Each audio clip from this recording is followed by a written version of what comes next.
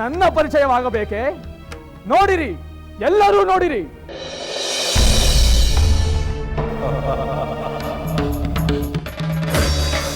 ಯಾರ ಹೆಸರನ್ನು ಕೇಳಿದರೆ ತ್ರಿಲೋಕವೇ ಬೆಚ್ಚಿ ಬೀಳುವುದು. ಯಾರ ತಪಸ್ಸಿಗೆ ಮೆಚ್ಚಿ ಚತುರ್ಮುಖ ಬ್ರಹ್ಮನು ವರ ನೀಡಿದನೋ, ಯಾರು ಕೈಲಾಸ ಪರ್ವತವನ್ನೇ ಎತ್ತಿ ಅಲುಗಾಡಿಸಲು ಮುಂದಾದನೋ, ವಿಶ್ವವಸುವಿನ ಮಗ, ಪೌಲಸ್ತ್ಯನ ಮೊಮ್ಮಗ ರಾವಣ, ದಶಕಂಠ ರಾವಣ.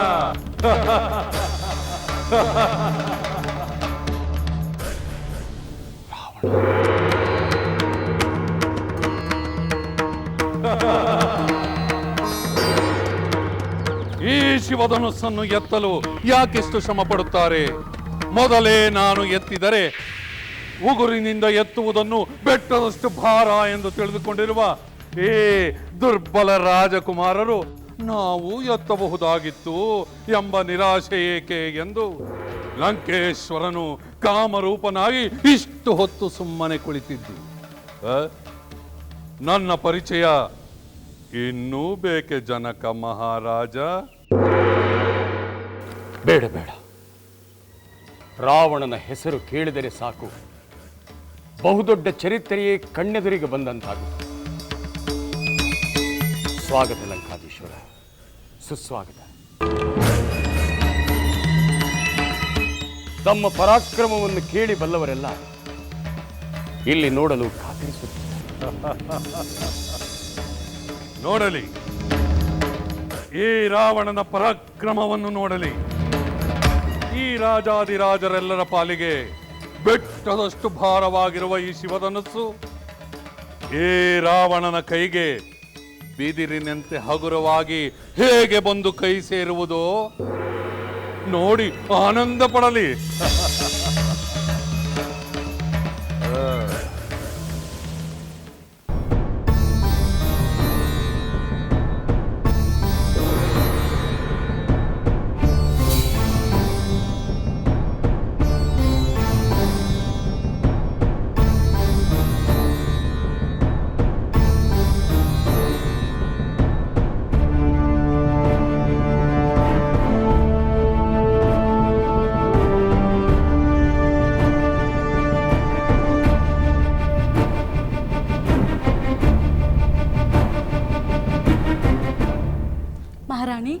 ಮಹಾರಾಣಿ, ಸೀತಾ ಸ್ವಯಂವರಕ್ಕೆ ಲಂಕೆ ರಾವಣನ ಆಗಮನವಾಗಿದೆ.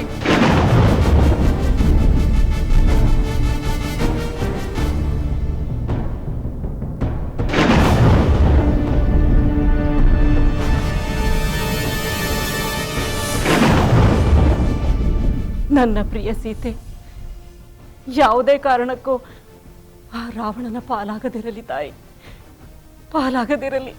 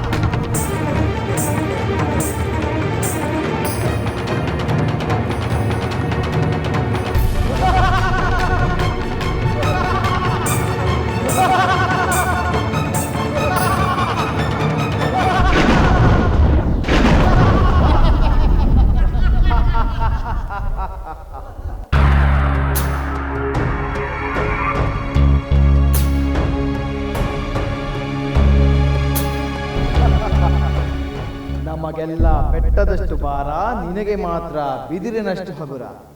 ಈ ಬಿದಿರನ್ನು ಎತ್ತಲು ನೀನೇಕೆ ಬೆಟ್ಟದಂತೆ ಉರುಳಿರುವೆ? ದಶಕಂಠ 20 ಭುಜಗಳಿಂದ ಎತ್ತುವೆ ಎಂದರೆ ಹೀಗೇಕೆ ಬಿದ್ದಿರುವೆ? ರಾವಣನ ಅಹಂಕಾರ ಅಳಿಯಿತು.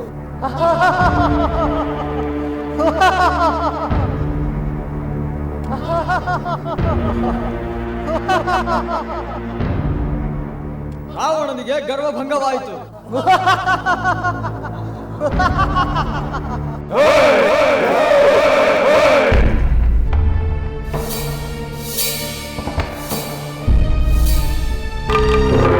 ಸಾಕು, ನಿಲ್ಲಿಸಿ ನಿಮ್ಮ ಈ ಕುಹಕದ ಮಾತುಗಳನ್ನು.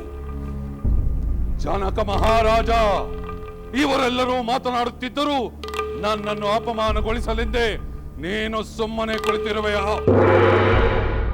ಲಂಕಾಧೀಶ ರಾವಣ, ಇಲ್ಲಿಯವರೆಗೆ ಎಷ್ಟೋ ಜನ ರಾಜಾದಿರಾಜರು ಇಲ್ಲಿಗೆ ಬಂದು ಶಿವಧನುಸ್ಸನ್ನು ಎತ್ತಲು ಹೋಗಿ ವಿಫಲರಾದರು.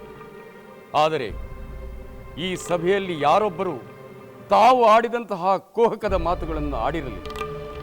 ಈ ರೀತಿಯ ಮಾತುಗಳು ತಮ್ಮಿಂದ ಬರುವುದಕ್ಕೆ ಕಾರಣ ಇತರರೆಲ್ಲ ದುರ್ಬಲರೆಂದು, ತಾವೊಬ್ಬರೇ ಪರಾಕ್ರಮಶಾಲಿಗಳೆಂದು ಆಡಿದ ಗರ್ವದ ಮಾತುಗಳು ಹಾಗೂ ನಡೆನುಡಿಗಳು. ಅವೆಲ್ಲ ಈ ಪರಿಸ್ಥಿತಿಗೆ ಕಾರಣ. ಜನಕ ಮಹಾರಾಜ, ಈ ಒಂದು ಸೋಲಿನಿಂದ ನನ್ನ ಪರಾಕ್ರಮವನ್ನು ಆಡಿಕೊಂಡವರೆಲ್ಲರೆದುರಿಗೂ ನನ್ನ ಬಲವೇನೆಂದು ತೋರಿಸುತ್ತೇನೆ. ಇದುವರೆಗೂ ನೀವು ಕೇಳಿರುವ ರಾವಣನ ಚರಿತ್ರೆ, ಪರಾಕ್ರಮದ ಚರಿತ್ರೆ ಹಿಂದೆಂದೂ ನಡೆದಿಲ್ಲ. ಇನ್ನು ಮುಂದೆ ಹೆಚ್ಚು ನಡೆಯುವುದು.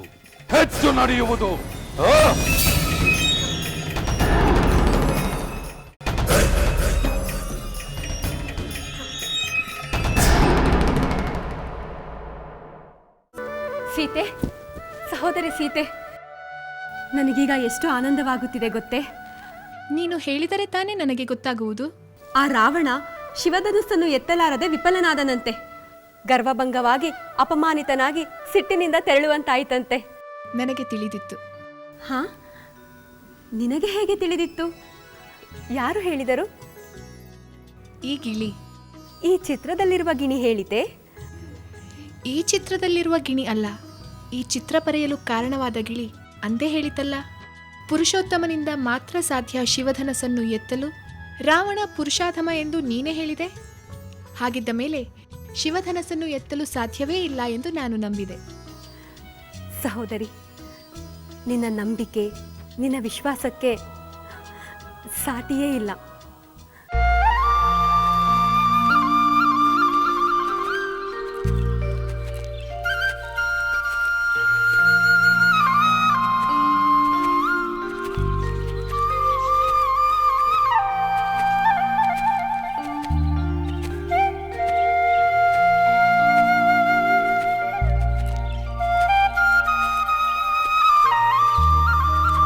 ಗುರುದೇವ, ಅದು ಆ ವನ ಮಧ್ಯದಲ್ಲಿ ಆಶ್ರಮವೊಂದು ಗೋಚರಿಸುತ್ತಿದೆ. ಆದರೆ ಅಲ್ಲಿ ಯಾವ ಮುನಿಗಳು ಕಾಣಿಸುತ್ತಿಲ್ಲ. ಇದು ಯಾರ ಆಶ್ರಮ? ಏಕೆ ಇಲ್ಲಿ ಯಾರು ವಾಸಿಸುತ್ತಿಲ್ಲವೆಂದು ನಾವು ತಿಳಿಯ ಬಯಸುತ್ತೇವೆ. ದಯಮಾಡಿ ತಿಳಿಸುವಂತವರಾಗಿ. ರಾಘವ, ಈಗ ನೀನು ಕೇಳಿದ ಪ್ರಶ್ನೆ ಸಮಯೋಚಿತವೂ ಸೂಕ್ತವೂ ಆಗಿದೆ. ಆ ಆಶ್ರಮದಲ್ಲಿ ವಾಸವಾಗಿದ್ದ ಮಹರ್ಷಿಗಳು ಆಶ್ರಮವನ್ನು ತ್ಯಜಿಸಿ ಹೋಗಲು ಕಾರಣವನ್ನ ನಾನೀಗ ನಿಮಗೆ ತಿಳಿಸುತ್ತೇನೆ. ನೀವಿಬ್ಬರು ಗೌತಮ ಮಹರ್ಷಿಗಳ ಹೆಸರನ್ನು ಕೇಳಿರಬೇಕಲ್ಲ? ಗೌತಮ ಮಹರ್ಷಿಗಳು ಸಪ್ತರ್ಷಿಗಳಲ್ಲಿ ಒಬ್ಬರಲ್ಲವೇ? ಹೌದು, ಸಪ್ತರ್ಷಿಗಳಲ್ಲಿ ಒಬ್ಬರಾದ ಗೌತಮರು ಕುಲಪತಿಗಳೂ ಹೌದು, ಗೋತ್ರ ಪ್ರವರ್ತಕರೂ ಹೌದು. ಅನಾವೃಷ್ಟಿಯ ಸಮಯದಲ್ಲಿ ಸಹಸ್ರಾರು ಮಂದಿ ಬ್ರಾಹ್ಮಣರನ್ನ ಆಶ್ರಮದಲ್ಲಿ ಇರಿಸಿಕೊಂಡು ಆತಿಥ್ಯವನ್ನು ನೀಡಿ ಸತ್ಕರಿಸಿದಂತಹ ಮಹಾಪುರುಷ. ಗುರುಗಳೇ, ಅನಾವೃಷ್ಟಿ ಕಾಲದಲ್ಲಿ ಸಹಸ್ರಾರು ಜನರಿಗೆ ಆತಿಥ್ಯ ನೀಡಿದ ಮಹಾಮುನಿಗಳ ಆಶ್ರಮದಲ್ಲಿ ಇಂದು ಯಾರೂ ವಾಸಿಸದೇ ಇರುವುದು ಆಶ್ಚರ್ಯವುಂಟು ಮಾಡುತ್ತಿದೆ. ಅದಕ್ಕೆಲ್ಲ ಒಂದು ಮಹಾ ದುರ್ಘಟನೆಯೇ ಕಾರಣ ಲಕ್ಷ್ಮಣ. ಗೌತಮರ ಪತ್ನಿ ಅಹಲ್ಯೆ ಮಹಾ ಸುಂದರಿಯೂ ಹೌದು, ಮಹಾಪತಿವ್ರತೆಯೂ ಹೌದು. ಅಹಲ್ಯೆಯ ಸೌಂದರ್ಯಕ್ಕೆ ಮಾರು ಹೋದ ದೇವೇಂದ್ರ ಒಮ್ಮೆ ಗೌತಮ ಮಹರ್ಷಿಗಳು ಆಶ್ರಮದಲ್ಲಿ ಇಲ್ಲದ ಸಮಯದಲ್ಲಿ ತಾನೇ ಗೌತಮ ಮಹರ್ಷಿಗಳ ವೇಷವನ್ನು ಧರಿಸಿ ಆಶ್ರಮವನ್ನು ಪ್ರವೇಶಿಸಿದ. ನಡೆಯಬಾರದ ಘಟನೆಗಳು ನಡೆದು ಹೋದವು. ಇದನ್ನು ಅರಿತ ಗೌತಮರು ಇಬ್ಬರನ್ನು ಶಪಿಸಿ ಆಶ್ರಮವನ್ನೇ ತ್ಯಜಿಸಿ ಹೊರಟು ಹೋದರು. ಪಾಪ ತೊಳೆವ ಗಂಗೆ ಜನಿಸಿದ ಪಾದ ಪರಿತಾಪ ಕಳೆಯಲು ಪ್ರವೇಶಿಸಿತಾಶ್ರಮವ ಕಳಂಕಿತಳಾಗಿ ಕಲ್ಲಿಗೂ ಕಡೆಯಾದ ಋಷಿ ಸತಿಯ ಸಾವಿರ ವರುಷಗಳ ಶಾಪ ವಿಮೋಚನೆಯ ಪರಮಂಗಳ ಕ್ಷಣವಿದು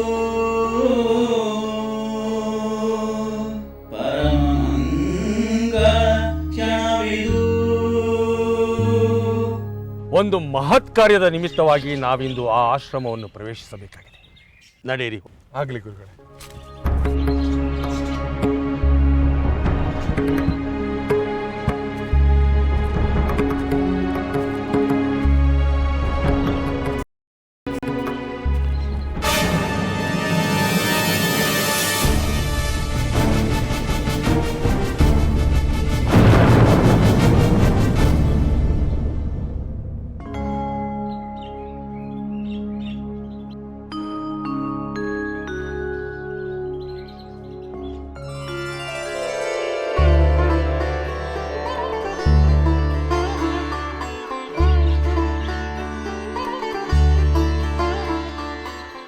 ಸಹೋದರಿ ಅಹಲ್ಯಾದೇವಿ, ರಾಮನ ಆಗಮನದಿಂದ ನಿನ್ನ ಶಾಪ ವಿಮೋಚನೆಯಾಯಿತು.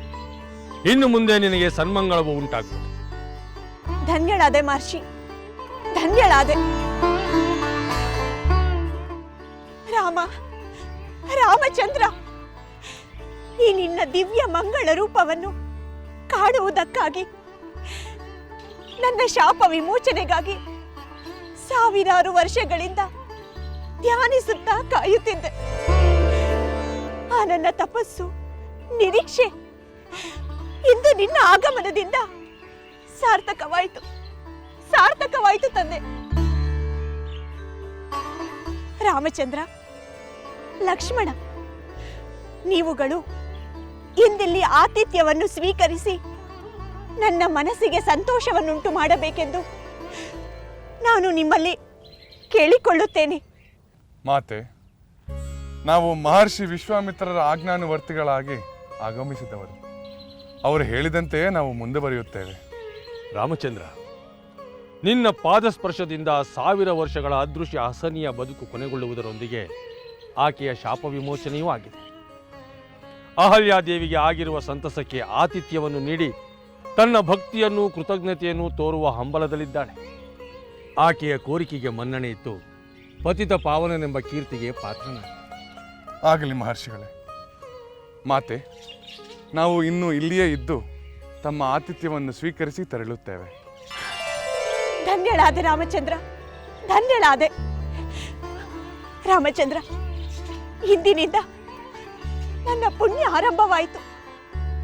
ದಯಮಾಡಿ ತಾವುಗಳು ಆಗಮಿಸಬೇಕು.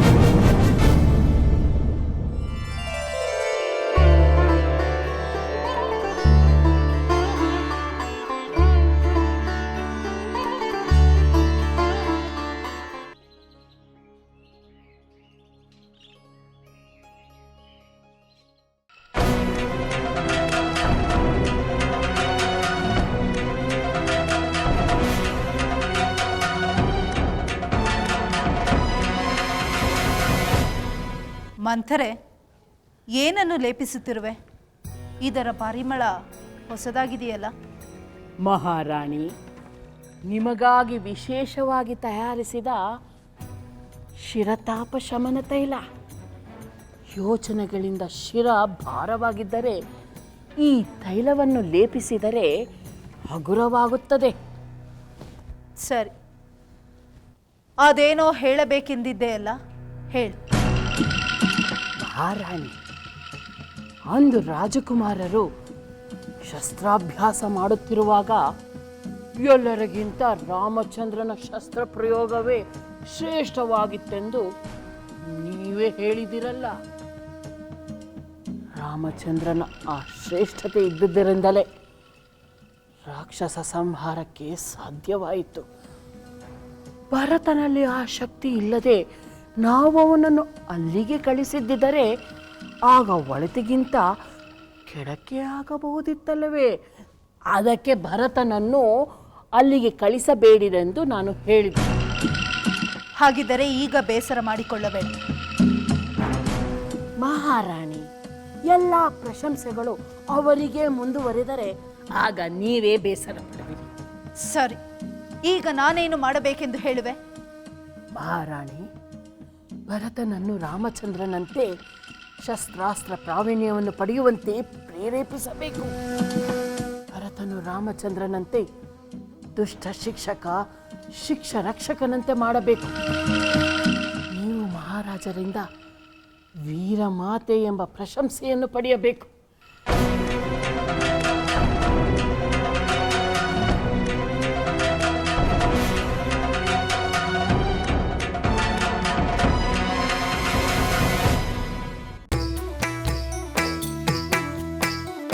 ಲಂಕೆಯಲ್ಲಿನ ದುರುಳ ದರ್ಪವು ಸೀತೆ ಸಹನೆಗೆ ಸೋತಿತು. ಅಂಕೆ ಇರದ ಅಸುರ ಕುಲವು ರಾಮ ಬಾಣಕ್ಕೆ ಅಡಗಿತು. ದೂರವಿರಲಿ ಸನಿಹವಿರಲಿ ರಾಮ ಹೃದಯ ನಿವಾಸಿನಿ. ಯುಗವು ಯುಗವು ಸಾಗಲಿ ಅಕಳಂಕ ಪ್ರೇಮ ಪ್ರಬೋಧಿನಿ. ಅಮರ ಗಾಧೆ ಧರಣಿ ಜಾತೆ ಸಾಧ್ವೆ ಸೀತೆ ಸುಚರಿತೆ. ಸಹನ ಶಕ್ತಿ ಪತಿಯ ಭಕ್ತಿ ಲೋಕಮಾನ್ಯ ವಂದಿತೆ.